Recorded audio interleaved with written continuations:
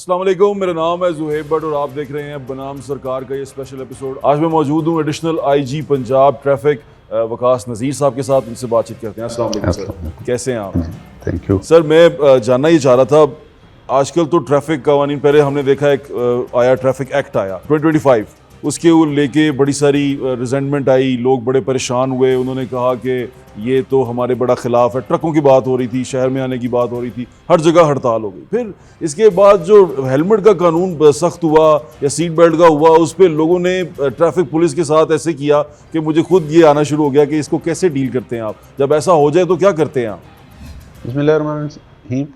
एक चीज़ जो हमें समझ लेनी चाहिए वो ये है कि जो आज का जदीद मुआशरा है, इसमें आप सीखे बगैर ज़िंदगी नहीं गुजार सकते। जी ऐसे ही है। और जो सोसाइटी के उसूल और कवानीन हैं उनको फॉलो भी करना पड़ता है। अगर इन उसूल और कवानीन खा वो सड़क पे गाड़ी चलाने से मुताल्लिक हैं, खा वो सोशल मीडिया इस्तेमाल करने से मुताल्लिक है, अगर इनके बारे में उस्ताद सिखाएगा तो आसानी होगी, अगर पुलिस वाला सिखाएगा तो तकलीफ़ होगी। तकलीफ़ का इजहार जो है वो लोग मीम्स की सूरत में करते हैं, बुरा भला कह के करते हैं, सख्त अल्फाज इस्तेमाल करते हैं। तो हम उनकी खिदमत में सिर्फ ये अर्ज़ करते हैं कि आप पुलिस वालों से मत सीखें, आप उस्ताद से और घर से सीख के आएँ, आपको ये तकलीफ़ नहीं उठाना पड़ेगी। और this brings me to the tool that we use, और वो है कि हम लोगों के साथ इंटरेक्ट करते हैं। उसमें हम मीडिया को भी यूज़ करते हैं, सोशल मीडिया को भी यूज़ करते हैं, अपने एजुकेशनल इनिशिएटिव को भी इस्तेमाल करते हैं, यंगस्टर्स के साथ भी हम बैठते हैं और उनको ये समझाने की कोशिश करते हैं कि आपको बुरा लगता है कि आपको बग़ैर हेलमेट के क्यों नहीं चलाने दी जा रही मोटर बाइक, लेकिन इसका जो नतीजा है वो ये है। सो वी आर होपफुल कि over the period of time हमारे मुआशरे को कानून के मुताबिक और सीखे हुए तरीके के मुताबिक ज़िंदा रहने की आदत पड़ जाएगी, तो हमारी ज़िंदगी, सड़कों पे सफ़र, हमारा एक दूसरे के साथ इंटरेक्शन सब खुशगवार हो। ये बड़ी अच्छी बात है सर। एक और क्या कहते हैं इसको, स्टीरियोटाइप थिंकिंग है या क्या है, वो लोग कहते हैं कि जो वार्डन है, स्पेशली जो हमारे पंजाब में वार्डन ट्रैफिक वार्डन है, इनको टास्क दिया जाता है, इनको एक टारगेट दिया जाता है कि इतने अरब आपने इकट्ठे करके देने हैं, इतने चलान आपके रोज़ के होने चाहिए, अगर नहीं होंगे तो तुम्हारी खैर नहीं है। यानी कि वार्डन्स के ऊपर ये सख्ती की जाती है कि तुमने इतना टारगेटेड चलान देना है। ये टारगेटेड चलान होते हैं? ये बिल्कुल एक मिसकंसेप्शन है, गलत किस्म का ख्याल है। हमारे जो परफॉर्मेंस इंडिकेटर्स हैं या हमारा उनकी कारकर्दगी जानने का जो मयार है, उसमें चालान की तादाद, उसमें जो उस पर जुर्माना जमा हुआ है वो बिल्कुल मैटर नहीं करता, बल्कि जुर्माने का तो हमें भी नहीं पता चलता, बिकॉज जुर्माना जो है वो डायरेक्टली हुकूमत के ख़जाने में चला जाता है। ठीक है, किसने कितना जुर्माना जमा कराया ये हुकूमत का और शहरी का मामला है। ठीक है। हमें क्या चीज़ मैटर करती है और हमारा परफॉर्मेंस इंडिकेटर क्या है? हमारा परफॉर्मेंस इंडिकेटर ये है कि हादसात में कितनी कमी हुई या कितना इजाफा हुआ। अगर हादसात में इजाफा हो रहा है तो इसका मतलब है लॉ इन्फोर्समेंट नहीं हो रही। ठीक है। हमारा इंडिकेटर ये है कि ट्रैफिक हादसात में सर पे चोट लगने से कितने लोग हस्पतालों में जा रहे हैं। अगर उनमें कमी हुई तो हम इसको अपनी अच्छी कारकर्दगी समझते हैं, और अगर उसमें इजाफा हुआ तो उसमें हम पूछ जो है वो करते हैं कि जी आपके इसमें अगर लोगों ने हेलमेट पहने हुए थे, लोग वन वे की खिलाफ वर्जी नहीं कर रहे थे, लोग ओवर स्पीड नहीं कर रहे थे, तो फिर सर पे चोट लग के जो हलाकतें हो रही हैं उनमें क्यों इजाफा हो। इसी तरह हमारा जो एक और मायार है कारकर्दगी जांचने का, वो ये है कि कंजेशन पॉइंट्स कितने हैं आपके इलाके में। अगर 1 किलोमीटर में ऑन द एवरेज शहर में 3 मिनट लगने चाहिए, तो आपके इलाके में 10 मिनट क्यों लग रहे हैं? इसका मतलब ये है कि वहाँ पे इंक्रोचमेंट है, वहाँ पे कंजेशन के ऐसे पॉइंट्स हैं जहाँ पे आप मौजूद नहीं हैं। सो हमारा कारकर्दगी जानने का मयार नंबर ऑफ चालान्स या चालान फाइन्स हरगिज़ नहीं है, बल्कि वो इम्पैक्ट है जो इन्फोर्समेंट के नतीजे में सड़क पे। ये कहा जाना शुरू हो गया था ना कि रेवेन्यू कलेक्शन पे लग गए हैं आप लोग, और सिर्फ पैसा इकट्ठा कर रहे हैं, और वो ही काम ये कर रहा है, सेफ सिटी कर रहा है आपके साथ मिलके। अब सिर्फ और सिर्फ आवाम से पैसा इकट्ठा किया जा रहा है। अच्छा, पंजाब का इस दफ़ा का बजट जो 2025-26 का बजट है वो 5.5 ट्रिलियन रुपीज़ का है, 5.5 खरब रुपए का है। तो अगर ट्रैफिक के जुर्मानों की हद में के मद में चंद करोड़ रुपए जमा हो भी जाएंगे तो गवर्नमेंट ऑफ पंजाब की इसे आप बता सकते हैं कितने जमा हुए हैं 2025 में? तकरीबन 50,000 के करीब चालान ऑन द एवरेज हमारे हर मंथ होते हैं। ठीक है। तो डिपेंडिंग अपॉन के जी जब जुर्माने कम थे उस वक्त कुछ कम फ़ाइन जमा होते थे, अब ज़्यादा होने लग गए हैं। तो लेकिन वो 1 अरब रुपए या इसके करीब करीब होते हैं। जो मैं आपसे शेयर कर रहा हूँ कि अगर आप पंजाब गवर्नमेंट का एनुअल बजट देखें जो 5,500 अरब रुपए का है जी। तो 1 अरब रुपए के ट्रैफिक के जुर्मानों से गवर्नमेंट की सेहत पे क्या फ़र्क पड़ेगा? बिल्कुल ठीक कह रहे हैं आप। अच्छा सर, ये जो सेफ सिटी है ये अब कैमरों से चलान करता है, इससे आपको ईज़ मिली है कुछ? इससे 2-3 बड़े फ़ायदे हुए हैं। First is the certainty of punishment, क्योंकि हमें हमारा तजर्बा और क्रिमिनोलॉजी दोनों बताते हैं कि सर्टेनिटी ऑफ पनिशमेंट जो है लोगों को गलत काम करने से रोक।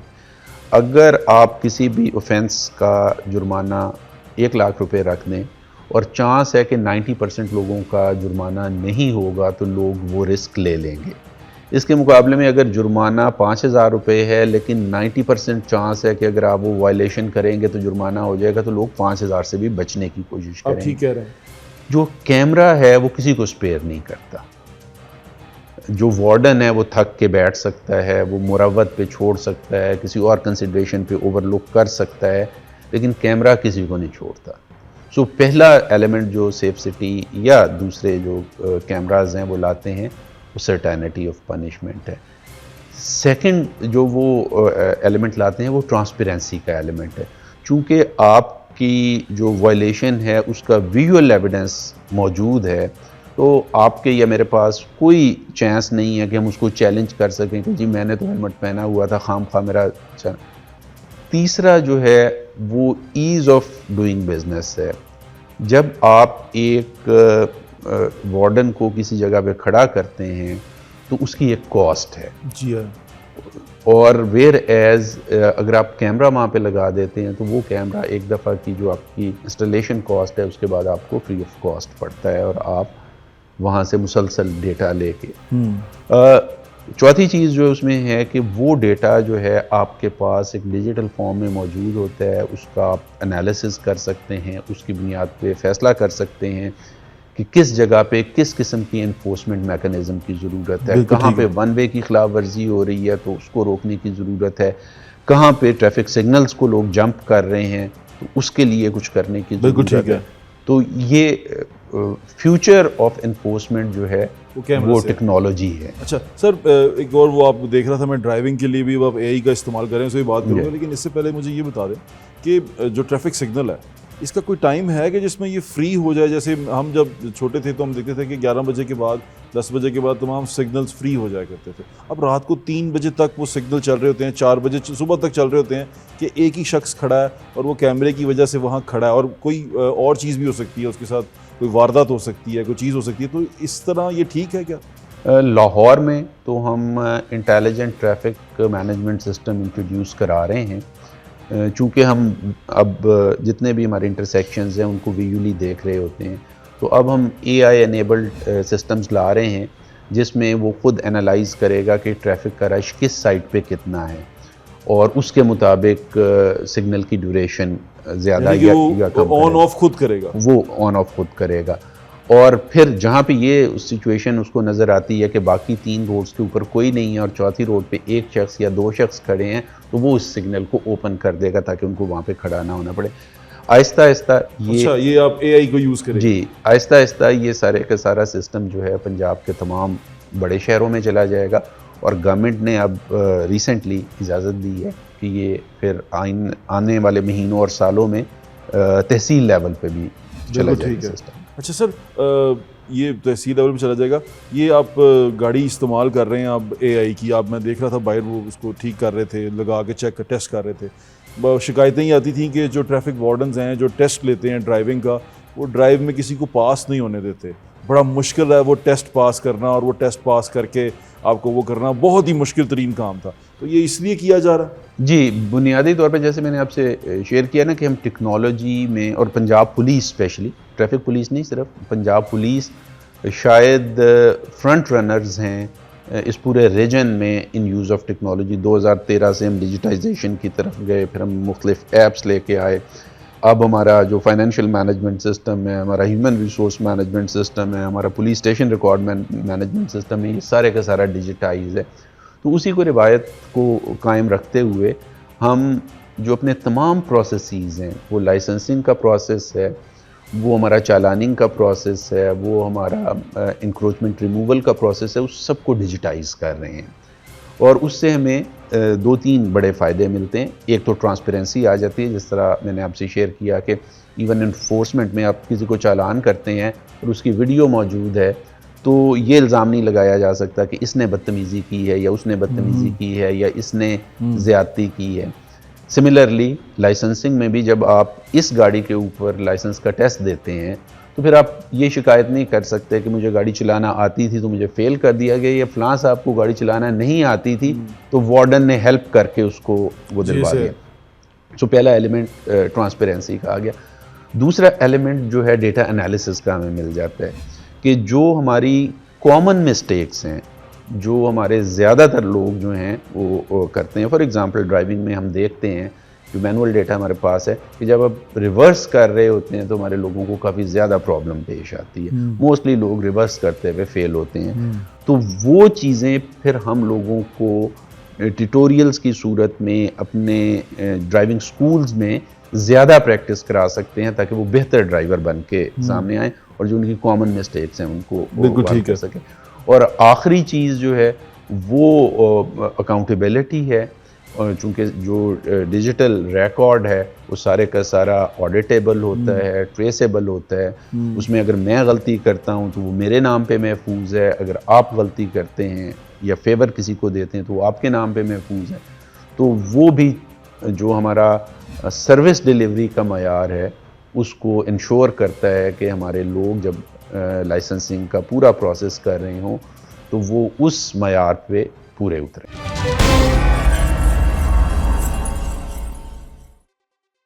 ये जो AI आप यूज़ करते हैं, अब आप कैमरा भी यूज़ कर रहे हैं, ये बैगरी भी आपके ज़िम्मे में आती है कि आपने सिग्नल पे बैगर्स को नहीं खड़े होने देना, ऐसा है सर? बुनियादी तौर पे जो एंटी बैगरी एक्ट है वो सोशल वेलफेयर वाले, लेकिन है ना ट्रैफिक वार्डन के पास। ट्रैफिक वार्डन्स को एक इजाफी जिम्मेदारी दी गई है कि क्योंकि इन अ वे वो ट्रैफिक की जो एक स्मूथ रनिंग है उसमें रुकावट बनते हैं। तो वो इस हवाले से हमें भी रिस्पॉन्सिबिलिटी दी गई है, लेकिन बुनियादी तौर पे इसके लिए एक स्पेशलाइज्ड महकमा मौजूद है सोशल वेलफेयर। आपकी जिम्मेदारी क्या है बैगरी को लेकर? बैगरी को देखें ना, जो एंटी बैगरी, क्या आपने इन्फॉर्म करना है या आपने उसको चालान करना है या उसको भगाना है या पुलिस के हवाले करना है? ट्रैफिक पुलिस की पर से ज़िम्मेदारी ये है कि कोई भी चीज़ जो चौराहों पर, सड़कों के ऊपर ट्रैफिक में रुकावट बनती है उसको रिमूव कर दें। सो अगर एक बैगर है वो मांगता है और मांगने की वजह से वो ट्रैफिक के बहाव में रुकावट बनता है, तो बुनियादी तौर पे ट्रैफिक वार्डन जो वहाँ पे मौजूद हैं या ट्रैफिक का कोई भी ऑफिसर, उनकी ड्यूटी है कि उसको वहाँ से रिमूव कर दें, वहाँ पे भीख मांगने ना दें। लेकिन ऐसा नहीं होता। बिल्कुल ऐसा नहीं होता। लाहौर की हद तक तो हमने काफ़ी कोशिश की है और उसके बड़े पॉजिटिव एग्जाम्पल दूँ रिजल्ट्स आपको भी एक कि फिरदौस मार्केट का जो है ना सिग्नल जो अंडरपास के ऊपर है, वो मैंने सुना कि लोगों ने बताया, मैं उसको सर्च करता रहा लेकिन वो पता थोड़ी ना चलता है, लेकिन वो ये हुआ कि वो जो सिग्नल ख़राब हो गया था वो फ़कीरों ने ठीक करवाया अपने पैसों से। हाँ, ये अखबार में ख़बर छपी थी, लेकिन देखें एक चीज़ हमें अच्छी तरह समझ लेनी चाहिए कि जो सोशियो इकनॉमिक प्रॉब्लम्स होते हैं वो सिर्फ एनफोर्समेंट से हल नहीं होते। ठीक है जी। अगर भीख मांगने वाले मौजूद हैं तो जब तक उनकी रीहैब का पूरा एक निज़ाम नहीं होगा, वो इस सिग्नल पे भीख नहीं मांगेंगे, पुलिस उनको पकड़ के जेल में भेज देगी, वो दूसरे सिग्नल पे मांगना शुरू कर आपको पता है कि एक रिसर्च के मुताबिक ये बैगरी पाकिस्तान में जो बड़ी इकोनॉमीज़ है ना उनमें सर फहरिस्त है, यानी कि टॉप 2 और 3 में है। ये बिलियन रुपीस की ये है इकोनॉमी है। सो जाहिर है लोग उसको मिसयूज भी करते हैं, प्रोफेशनल बैगर्स। लेकिन आप इसको किसी तरह कोई सख्ती करते हैं कि देखें बैगर्स जो हैं वो सड़कों पे ना हो, क्योंकि बाज़ दफ़ा ऐसे देखा गया कि बैगर्स चोक करते हैं रोड को ताकि वो वहाँ पर ट्रैफिक स्लो हो और ये सड़क के ऊपर मांगे। अगर आप देखें ना, ट्रैफिक पुलिस लाहौर ने पिछले कोई 4-5 माह से कैंपेन की, जिसमें अब बहुत सारे चौक आपको क्लियर नज़र आते हैं, बहुत सारी सड़कें आपको क्लियर। उसमें basically it was an enforcement action कि उनको हमने पकड़ के अदालत के सामने पेश किया। अदालत ने उनको या ज़मानत पे छोड़ दिया तो वो दोबारा सड़क पे आ गए, या उनको जेल भेज दिया तो वो कुछ अरसा जेल में गुजारने के बाद जाहिर है फिर बाहर आ जाएंगे। तो इसलिए जो गवर्नमेंट अब बड़ी कोशिश कर रही है, उसमें बहुत सारे एडिक्ट्स हैं, उनके इलाज के लिए हॉस्पिटल्स में बेड्स की कैपेसिटी बढ़ाई जा रही है और रिहेबिलिटेशन के लिए सोशल वेलफेयर वालों को एक्टिवेट। मुझे लगता है कि इस पे भी एक्ट ज़रा सख्त होना चाहिए कानून, क्योंकि मैंने देखा कि ऊपर सेफ सिटी के कैमरा चल रहे हैं और नीचे वो मांग रहे हैं यानी कि वो कोई देख ही नहीं रहा उनको कि वो पूरा ट्रैफिक रोक के खड़े हुए। जी, जो प्रॉब्लम स्टेटमेंट है उस पर सब मुत्तफिक हैं जी कि बैगर्स जो हैं वो एक समाजी अलमिया भी हैं और ट्रैफिक का भी एक प्रॉब्लम है। बैगर्स की आड़ में बहुत सारे जराइम पेशा लोग भी जो है अपना काम निकालते हैं। असल मसला हल का है। हल ये है कि उनमें से जो रिहेबिलिटेट होने वाले हों उनको रिहेबिलिटेट करने का प्रॉपर सिस्टम मौजूद हो, और जो उनमें क्रिमिनल एलिमेंट्स हैं उनके ख़िलाफ़ फिर जो कानूनी कार्रवाई की जाए, उसके नतीजे में उन्हें 6 माह, 1 साल, 2 साल जेल में गुजारना पड़े, ताकि उनके लिए एक डिसइंसेंटिव हो कि वो सड़क पे दोबारा ना आए। बिल्कुल ठीक है। अच्छा सर, एक जगह लिखा होता है कि लेन और लाइन की पाबंदी करें। हमारे शहर अगर हम लाहौर का जिक्र करते हैं तो शहर लाहौर के अंदर बहुत सारी ऐसी सड़कें हैं जिनमें लेन्स ही गलत हैं, यानी फास्ट लेन के ऊपर यू टर्न है और फास्ट लेन जो सी है उसी के ऊपर अंडरपास नहीं है, स्लो लेन में अंडरपास है। तो ये आप कैसे इसको इंश्योर करते हैं? जी, ये एक बहुत बड़ा चैलेंज है और उसकी वजह शायद ये है कि हमारे लाहौर समेत अक्सर शहर डेवलप हुए हैं over hundreds and thousands of years, और उनके जो रास्ते, गलियां, चौराहे हैं वो उस ज़माने में डेवलप हो गए जिस ज़माने में ये कंसिडरेशन नहीं थी। आपकी दिलचस्पी के लिए मैं आपसे शेयर करूं कि सिर्फ 50 साल पहले, आज से जस्ट 50 ईयर्स पहले, पूरे पंजाब में 12,800 के करीब गाड़ियाँ रजिस्टर्ड थी। 12,800 जी। आज जब हम बैठ के ये बातचीत कर रहे हैं तो पंजाब में 3.25 करोड़ के करीब गाड़ियाँ रजिस्टर्ड हैं। 3.25 करोड़? जी। तो आज से 50 साल पहले जो सड़कें, आबादियाँ, जो शॉपिंग सेंटर जो बने थे, वहाँ पे टोटल 12,000 गाड़ियाँ आया करती थी पूरे पंजाब में। अब उन्हीं सड़कों, शॉपिंग सेंटर और पब्लिक स्पेसेस पे जब 3.25 करोड़ गाड़ियाँ आती हैं तो हमें लगता है कि लेन लाइन प्रॉब्लम्स हैं, पार्किंग एरियाज़ नहीं हैं, जो हमारी सड़कें हैं उनका इंफ्रास्ट्रक्चर जो है वो री इंजीनियरिंग मांगता है। बिल्कुल ऐसे ही है। एक जगह पे हम उसको सिग्नल फ्री करते हैं तो दूसरी जगह पे बॉटल नेक बन जाता है। तो इसी तरह ये मसला हमारे अर्बन स्पेस यूज़ से भी जुड़ा हुआ है। आप देखें कि रिहायशी इलाकों के दरमियान आपके एक स्कूल आ जाएगा, एक कॉलेज आ जाएगा, ये जो आपकी मेन कोर्ट्स हैं इसके पीछे सारे का सारा आपका अर्बन एरिया है, रिहायशी इलाका है। सो जिन लोगों ने अपने रिहायशी इलाके में जाना है उनको इन पार्किंग से और इन बॉटल नेक से गुज़र के जाना पड़ता है।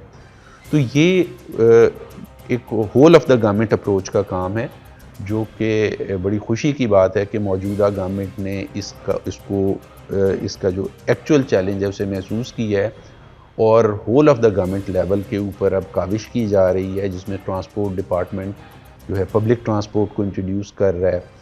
आप देखें ना, हमारे जो बड़े शहर हैं पंजाब में, लाहौर, फैसलाबाद, मुल्तान, रावलपिंडी, किसी में भी प्रॉपर पब्लिक ट्रांसपोर्ट सिस्टम अब तक मौजूद नहीं था। बल्कि लाहौर जैसे शहर जहां 1950s and 60s में डबल डेकर चला करती थी, over the period of time वो भी ख़त्म हो गई थी।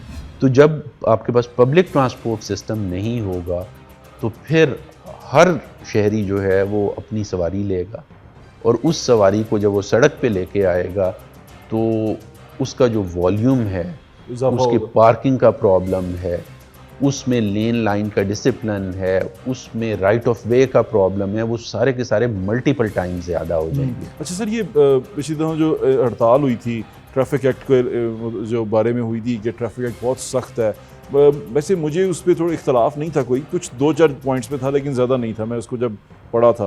तो आपको क्या लगता है कि आप किस तरह माने हैं, क्या आपने उनके साथ किया है, कॉम्प्रोमाइज़ किया है कि वो रिलैक्स हो गए हैं ट्रकों के साथ स्पेशली? देखें 1965 में जब मोटर व्हीकल्स ऑर्डिनेंस आया तो उस वक़्त जिस चीज़ का 200 रुपये जुर्माना था, 2025 में अगर उसे 10,000 रुपये कर दिया तो उस पर एहतजाज शुरू हुआ और चला। जी ऐसे ही है, लोगों ने 15-15 हज़ार, 20-20 हज़ार, 25 हज़ार। अब मैं सिर्फ आपको एक कंपैरिजन देता हूँ फैक्चुअल। 1965 में 1 तोला सोना की कीमत 130 रुपये थी। जी सो जिन साहब को वायलेशन के ऊपर 200 रुपये जुर्माना होता था, उनको 1.5 तोला सोना की कीमत अदा करनी पड़ती। ठीक है। आज अगर हम वही मयार बरकरार रखें तो तकरीबन 5 लाख रुपए जुर्माना होना चाहिए उसी वायलेशन का। देखें, एक चीज़ हमें समझने की ज़रूरत है और यही चीज़ हम अपने जो ट्रांसपोर्ट इंडस्ट्री के दोस्त हैं उनके पास भी लेके गए थे, यही हम गवर्नमेंट के पास भी लेके जाते हैं और यही मीडिया के थ्रू हम पब्लिक तक भी रखते हैं। जुर्माने का मकसद रकम इकट्ठा करना नहीं होता। जुर्माने का मकसद एक अनडिज़ायरेबल बिहेवियर को रोकना होता है। हमें बहुत ज़्यादा खुशी होगी कि पूरे शहर लाहौर में कोई बंदा ट्रैफिक वायलेशन ना करे और शाम को 0 रुपया जुर्माना इकट्ठा हो। हम इसको अपनी कारकर्दगी के सबूत के तौर पे पेश करेंगे। हम आप लाहौर के शहरियों को राज़ी करें, किसी एक दिन वो 0 वायलेशन करें, मैं टीवी पे आके अनाउंस करूंगा कि आज लाहौर में कोई ट्रैफिक वायलेशन नहीं हुई और नतीजतन हमने 1 रुपये का भी जुर्माना नहीं किया। देखें, जुर्माने जो हैं, देखें कत्ल की सज़ा जो है, कत्ल इसलिए नहीं रखी जाती कि हम सब लोगों को मार देना चाहते हैं। हम कत्ल की सज़ा किसास जो है वो इसलिए रखते हैं कि लोग इससे डर के उस जुर्म से, उस हीनियस क्राइम से बाज रहे। सो जुर्माने अगर बढ़ाए जाते हैं तो इसका मकसद ये नहीं है कि हम उनकी मदद से रकम ज़्यादा इकट्ठी करना चाह रहे हैं।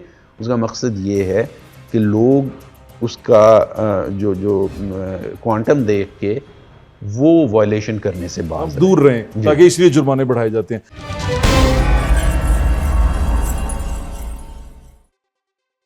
अच्छा सर, ये जो अभी आपने जितने सिग्नल फ्री कॉरिडोर्स बनाए हुए हैं जो लाहौर शहर में मुख्तलिफ जगहों पे हैं, बड़े शहरों की बात कर रहा हूँ, उन सिग्नल फ्री कॉरिडोर्स के ऊपर फिर भी ट्रैफिक ब्लॉक होती है। जैसे 6 या 7 बजते हैं तो लाहौर की जितनी बड़ी मेन सड़कें हैं वो चौक होना शुरू हो जाती हैं।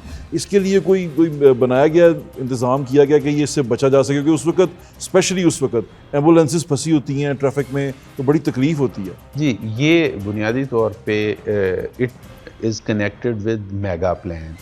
जो शहरों के मास्टर प्लान्स हैं वो मल्टीपल लेयर्स होने चाहिए। स्पेस यूज़ का सबसे पहले कि कौन सा इलाका रिहायशी होगा, कौन सा इलाका कमर्शियल होगा, कौन सा इलाका गवर्नमेंट का एरियाज़ होगा, और फिर उनको इस तरह स्प्रेड करते हैं कि उसमें जो लोगों की मूवमेंट है वो आसानी से भी हो सके और इवनली भी हो सके। आप ये कहना चाहते हैं कि जो ट्रैफिक, जो रोड प्लान है, स्पेशली जो सड़कें बनाई जाती हैं, उनको इस तरह बनाया जाए कि ट्रैफिक की रवानी किसी भी सूरत मुतासर न हो। और जो दूसरा इसका कंपोनेंट है वो स्पेस यूज़ से है। ठीक है। देखें, अगर हमारे जिस तरह लाहौर मल्टी नोडल शहर है, लेकिन हर नोड के ऊपर आप देख लीजिए, अगर हम माल रोड के ऊपर आप चले जाएं तो आपकी तमाम ऑलमोस्ट इम्पॉर्टेंट चीज़ें माल रोड के ऊपर हैं। आपकी पंजाब असम्बली माल रोड पे है, आपके मेजर कमर्शियल सेंटर्स माल रोड पे हैं, आपकी हाई कोर्ट माल रोड पे है, आपका सेक्रेटेरिएट माल रोड पे है, आपकी पुलिस की इस्टेब्लिशमेंट्स माल रोड के ऊपर हैं, आपके एचसन कॉलेज माल रोड पे है, माल रोड के दूसरे एंड के ऊपर आपका ईवान अदल सारे है, MAO कॉलेज है, गवर्नमेंट कॉलेज है, पंजाब यूनिवर्सिटी है। अब जिस वक्त 5 बजे के करीब छुट्टी होती है या सुबह के वक्त जब इन सब लोगों ने अपने स्कूल्स, कॉलेजेस और ऑफिसेज में आना होता है, ट्रैफिक फ़्लो जो है बहुत ज़्यादा बढ़ जाता है। उस वक़्त आप उसको सिग्नल फ्री कर लें, आप उसको ओवरहेड ब्रिज पे ले जाएं, आप उसको कुछ कर लें, वहाँ पे ट्रैफिक फ्लो होगा। सो ये मामला पार्शियली इम्प्लीमेंटेशन का है और पार्शियली जो है ये अर्बन स्पेस यूज़ का है। और जिस वक्त आप मास्टर प्लान शहर का बनाते हैं तो आप इस चीज़ का ख्याल रखते हैं कि आपने over the period of time 10 साल में 12 साल में किस तरह ये जो आपके जिसको आप कहते हैं ना मूवमेंट नोड्स हैं, इनको डिस्पर्स करना है ऑल ओवर द बिल्कुल ठीक कह रहे हैं आप। अदरवाइज फिर यही होता है। अच्छा, ये अगर आप माल रोड वाला मॉडल मुख्तलिफ जगह मेन बुलेवार्ड पे चले जाएं, आप डिफेंस के मेन बुलेवार्ड पे चले जाएं, केनाल पे आप चले जाएं, तो आपको एग्जैक्टली नज़र आएगा कि एक वक्त में केनाल की एक साइड जो बाहर जाने वाली है वीकेंड्स पे वो चौक होती है और आने वाली बिल्कुल खाली होती है। जी ऐसे ही है। इसी तरह जब वर्किंग डे शुरू होता है तो आने वाली जो है वो चौक हो जाती है और जाने वाली खाली हो जाती है। सो इसके लिए जो whole of the city approach जो है, इसी तरह जब क्रिकेट मैचेस होते हैं तो आपने देखा है कि कज़ावी स्टेडियम के इर्द गिर्द जो 4 सड़कें हैं, फिरोजपुर रोड है, मेन बुलेवार्ड है, केनाल है और जेल रोड है, ये चारों चौक होते हैं।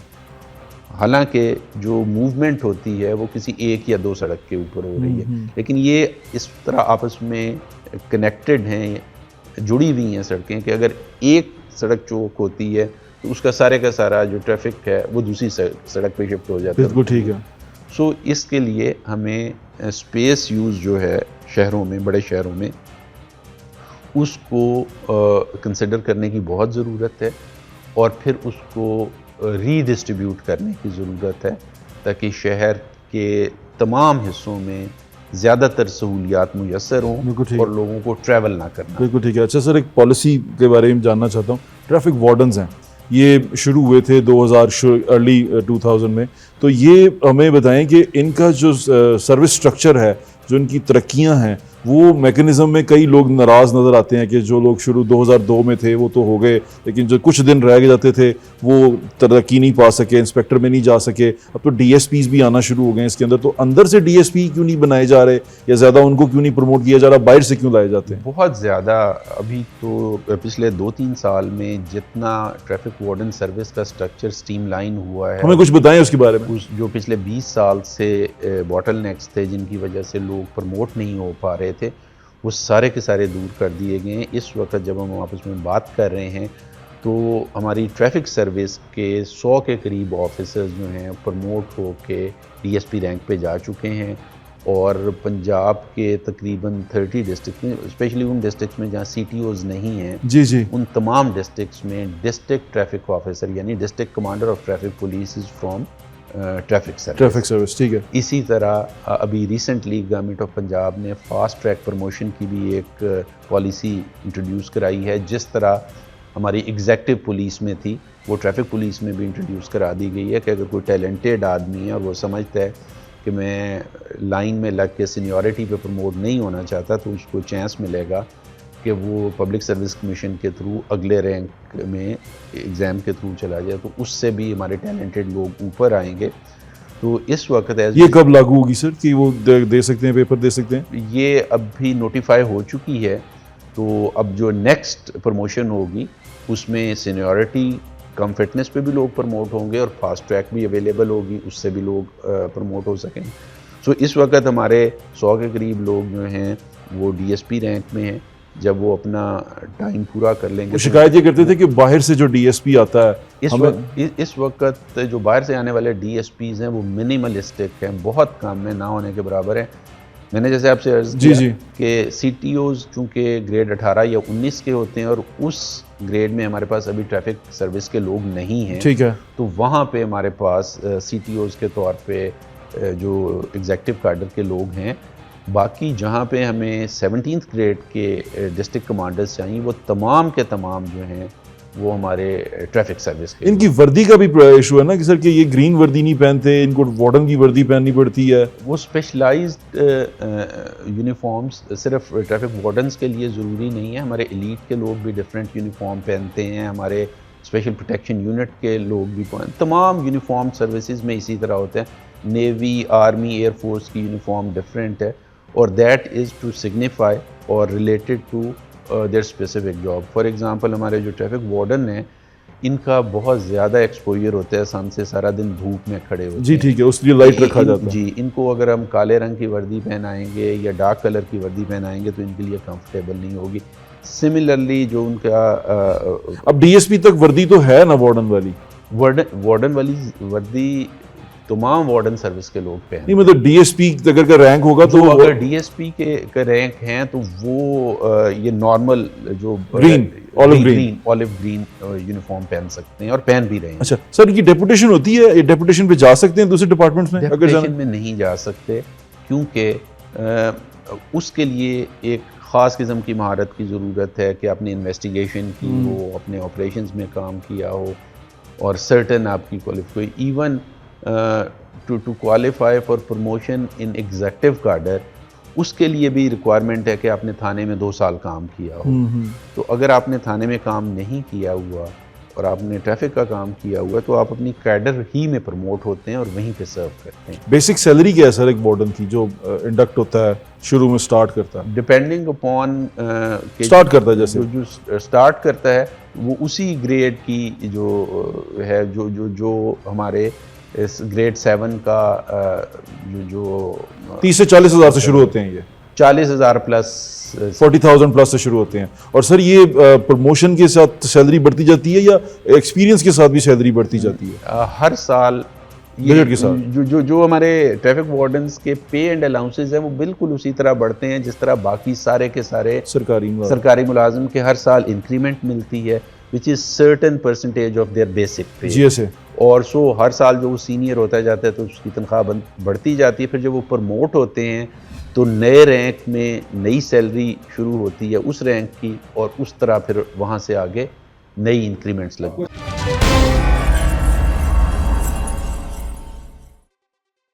आपको ऐसा लगता नहीं कि ट्रैफिक वालों को जो सैलरी स्ट्रक्चर है उसको थोड़ा सा रिवाइज करने की ज़रूरत है? देखिए इस तरह पंजाब में दूसरी जो फोर्सेस हैं, स्पेशली ये पुलिस फोर्स है, इसी तरह इनको भी उसी स्ट्रक्चर में लाने की ज़रूरत है। ये इनका वही स्ट्रक्चर है क्योंकि जो पुलिस में या शुरू में इनकी तनख्वाहें ज़्यादा थी जब नया नया बना था ये। जी, जो इंसेंटिव है वो जाहिर है हर जो यूनिट है वो इंसेंटिव मांगता है। एलीट वालों को एलीट इंसेंटिव मिलता है, एसपीयू वाले या पीएचपी वाले भी क्लेम करते हैं कि जी वो हार्ड एरिया में काम करते हैं। इसी तरह ट्रैफिक पुलिस के जो ऑफिसर्स हैं उनका भी ख्याल ये है कि उनकी नेचर ऑफ जॉब ज़्यादा डिमांडिंग है तो उनको अलाउंस मिलना चाहिए। लेकिन गवर्नमेंट ऑफ पंजाब जो है वो रैंक के हिसाब से तनख्वाह देती है। और नहीं, मैं आपसे पूछ रहा हूँ क्या होना चाहिए? सर्टन आपको ये शिकायत तो आती होगी कि हमारे पैसे कम हैं, सैलरी कम है, हमें हमारे पैसे बढ़ने चाहिए, स्पेशली ट्रैफिक वार्डन्स की तरफ से। क्योंकि मुझे तो अक्सर यही सुनने में मिलता है, मेरे दोस्त हैं बहुत सारे, वो कहते हैं कि हमारे पैसे कम हैं, हमें जिस तरह का हमारी सर्विस है उसमें हमें पैसे ज़्यादा होने चाहिए हमारे। देखिए, अगर हम रेवेन्यू भी जनरेट करके दे रहे हैं, अगर हम इसको स्टैंडर्ड ऑफ लिविंग से कंपेयर करें कि जी एक सरकारी मुलाजिम वो वार्डन हो, वो एग्जेक्टिव पुलिस का हो, वो सेक्रेटेरिएट में काम करता हो, वो एडमिनिस्ट्रेटिव सर्विस का आदमी हो, तो उसको एक ख़ास स्टैंडर्ड ऑफ लिविंग मेंटेन करने के लिए, इन्फ्लेशन को अकोमोडेट करने के लिए जितने पैसे मिलने चाहिए वो बिल्कुल एक डिफरेंट बहस है। उसमें फिर हमें ये भी देखना है। मैं इसलिए पूछ रहा हूँ एज अ कमांडेंट आपसे पूछ रहा हूँ, आप एक फ़ोर्स पूरी पंजाब को कमांड करते हैं, क्या आपको ये शिकायत आती है कि हमारे पैसे बढ़ाएं, या आपको फील होता है कि मेरी फ़ोर्स के जो सैलरी है वो बढ़नी चाहिए? मेरा ये ख्याल है कि हमें रियलिस्टिक होना चाहिए। हमारी जो हुकूमत के और हमारे मुल्क के जितने वसाइल हैं उन्हीं वसाइल के अंदर से सरकारी मुलाजमीन बशमूल ट्रैफिक के लोग, बशमूल दूसरी फोर्सेस के लोग, दूसरे महकमों के लोग, उनकी सैलरी भी निकलनी है, मुल्क भी चलना है। तो आइडियली तो मुझे बहुत खुशी होगी कि मुझे और मेरे जो अफसर और जवान हैं उनको इससे ज़्यादा तनख्वाह मिले, लेकिन इसको मुझे एक पाकिस्तान के शहरी के तौर पे रियलिस्टिकली भी देखना चाहिए कि जो हमारा रेवेन्यू अवेलेबल है उसमें हॉस्पिटल्स भी बनने हैं, बच्चों के स्कूल भी डेवलपमेंट का काम भी होना है, उसमें से वो खुद को कंपेयर करते हैं ना एक्चुअली ऑफिसर्स के साथ। वो कहते हैं कि यार देखिए ना हमारे ऑफिसर इतने पैसे कमाते हैं, वो हमसे तो डबल ट्रिपल में चले जाते हैं, तो हम जिनसे हैं वो बहुत पीछे रह जाते हैं। मैं इस नज़रिए से पूछ रहा था। देखिए ये तो हायरार्की है ना, बिकॉज किसी भी शोबे में जो सीनियर्स हैं, इवन आप प्राइवेट सेक्टर में देख लें, जो मैनेजरियल लेवल पे काम कर रहे हैं उनकी तनख्वाह और मराआत डिफरेंट होंगी, जो फील्ड लेवल पे काम कर रहे होते हैं उनकी तनख्वाह और मराआत डिफरेंट होती हैं। तो ये तो एक बहुत एकेडमिक किस्म की बहस हो जाएगी। लेकिन वैसे पूछा था कि आपको लगता है कि ऐसा होना चाहिए, सैलरी बढ़नी चाहिए? होना तो यकीनन चाहिए, लेकिन जो मैंने आपसे ये कहा कि बीइंग अ पाकिस्तानी सिटीज़न हमें इस चीज़ का भी ख्याल रखना चाहिए कि हमारा मुल्क जो है उसके वसाइल क्या हैं, उसके अखराजात क्या हैं, और उसमें से हमारे लिए किस लाइफस्टाइल की गुंजाइश निकल। बिल्कुल ठीक कह रहे हैं sir. Thank you so much for your time Waqas Nazir साहब, बहुत शुक्रिया आपका।